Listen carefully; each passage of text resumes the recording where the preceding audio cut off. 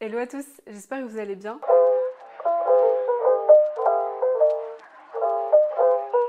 Je suis super contente de vous retrouver aujourd'hui pour vous montrer mon petit déjeuner. C'est vraiment ce que je mange quasiment tous les matins.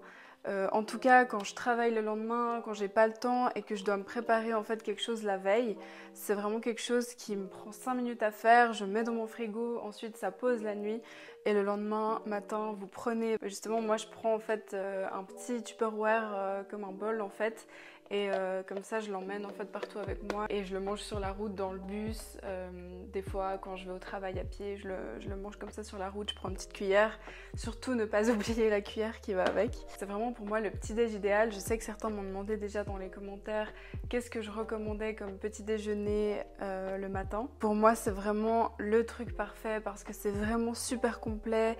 C'est riche en protéines, c'est riche en bonnes graisses, c'est riche en fibres. Et c'est vraiment quelque chose qui va vous caler toute la matinée. Et bien entendu, c'est ce qu'on recherche puisqu'on a envie d'éviter les fringales matinales, n'est-ce pas? Moi, en général, si je le mange à 8h, je tiens facilement jusqu'à midi 13h. Ça dépend de l'activité physique que j'ai fait le matin, ça dépend ce que j'ai mangé la veille, enfin bref. Mais en général, je tiens 4 heures pour sûr. Donc, qu'est-ce qu'il vous faut comme ingrédient pour ce petit déjeuner? Alors, la base de notre petit déjeuner, c'est du yogourt coco. Celui-ci, moi, je le trouve au Lidl tout près de chez moi. C'est vraiment un très bon yogourt puisqu'il est certifié bio et qu'il est vraiment nature. Donc faites attention quand vous achetez des yaourts végétaux que ce soit vraiment nature parce que la plupart du temps ils mettent des arômes, beaucoup de sucre. Quand c'est à la banane, enfin quand c'est aromatisé en général, que c'est pas nature, il y a beaucoup de sucre dedans. Donc là, si je vous montre un petit peu les valeurs nutritionnelles, je sais pas si vous pourrez voir, mais en gros on a vraiment quasiment pas de sucre, c'est vraiment que de la matière grasse, de la noix de coco. Et au niveau des ingrédients, on a principalement du lait de coco, de l'eau, de la pâte de coco. Et du sel et des cultures d'acide lactique, donc en fait c'est des bonnes bactéries, donc ça c'est vraiment super bien le yogourt coco pour votre microbiote. Si vous ne savez pas ce que c'est le microbiote, je vous renvoie à la vidéo que j'ai déjà sortie à ce sujet, mais vraiment au niveau de votre ventre ce sera parfait. Moi je le digère super bien et j'ai aucun ballonnement, enfin je me sens vraiment bien le matin quand je mange ça. En général vous trouverez des pots de 400 grammes comme ça, donc c'est un peu beaucoup pour un petit déj, donc moi en général je le sépare en deux et ça me fait pour 2 matinées, donc 200 grammes de yaourt coco. Ensuite, pour équilibrer ce petit déjeuner et pour avoir une bonne source de protéines, on va ajouter une cuillère à soupe. Après, ça dépend voilà, de votre poids, de votre taille, votre corps, votre métabolisme. Vous pouvez en rajouter si vous voulez. Moi, en général, je mets 1,5 cuillère à peu près de protéines de riz. Et celle-ci, c'est une certifiée biologique que je trouve en magasin bio tout près de chez moi.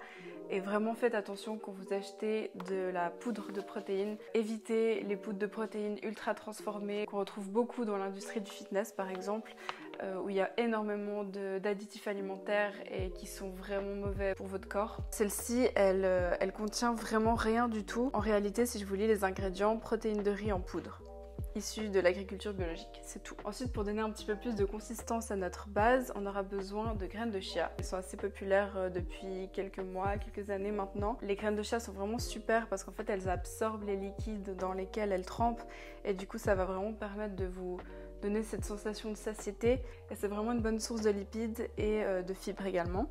Ensuite, pour sucrer un petit peu notre dessert, je vais utiliser de la stevia. La stevia, c'est un substitut du sucre qui permet en fait de ne pas faire monter votre glycémie. Comme ça, vous gardez en fait vraiment un taux de sucre dans le sang assez stable dès le matin. C'est ce qui va entre autres vous éviter les fringales et les appels au sucre, comparé à si on mettait du sucre ou même du miel, du sirop d'agave. Ça fait quand même très fortement monter votre taux de sucre dans le sang. Et personnellement, je suis assez partisane du fait de garder vraiment un taux de sucre dans le sang très stable et assez bas dès le matin, ce qui va vous permettre en fait d'être assez bien régulé tout le reste de la journée et d'éviter les fringales, les appels au sucre. On arrive maintenant ensuite à la partie des toppings, donc là vraiment je me fais plaisir.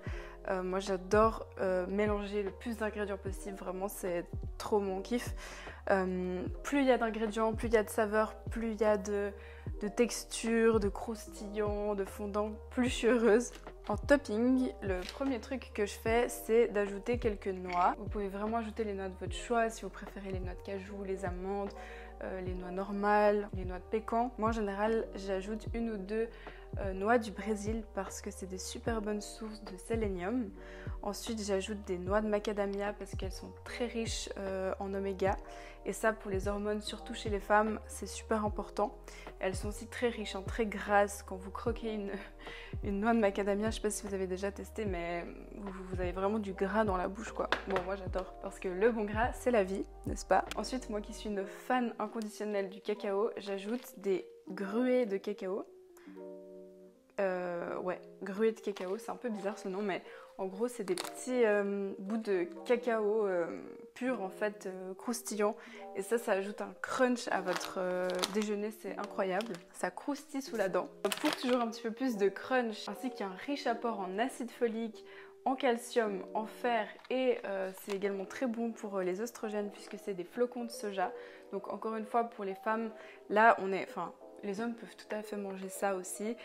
Juste ne pas abuser du soja chez les hommes quand même parce qu'il faudrait éviter un extrait d'oestrogène chez vous. C'est vraiment typiquement quand même un petit déjeuner qui est super équilibré pour justement équilibrer les hormones chez les femmes. Donc j'ajoute ça aussi. Ensuite ça dépend de ma faim. Si j'ai super faim, ben voilà, je rajoute un peu plus de tout. Si je veux encore enrichir mon petit déjeuner, je vais ajouter des graines de chanvre. Donc ça c'est vraiment hyper bon et hyper sain, très bonne source de lipides également. Finalement j'ajoute mes deux chouchous du moment. C'est du beurre d'amande et du beurre de cacahuète. Celui-ci a la particularité d'être au chocolat. Alors il est un petit peu sucré avec du sirop d'agave, mais c'est très très léger et les fibres et les protéines compensent clairement le sucre qu'il y a là-dedans, on va dire. En général j'aime bien mélanger les deux pour pas abuser de celui-ci. J'alterne un petit peu entre les deux parce qu'il faut pas oublier que la cacahuète c'est quand même très pro-inflammatoire, donc j'essaye de pas en abuser, bien que vraiment j'adore ça, donc je m'en prive pas, mais j'en abuse pas non plus. Donc c'est pour ça que j'équilibre avec la purée d'amande qui est vraiment top, un tout petit peu moins protéiné mais moins pro-inflammatoire.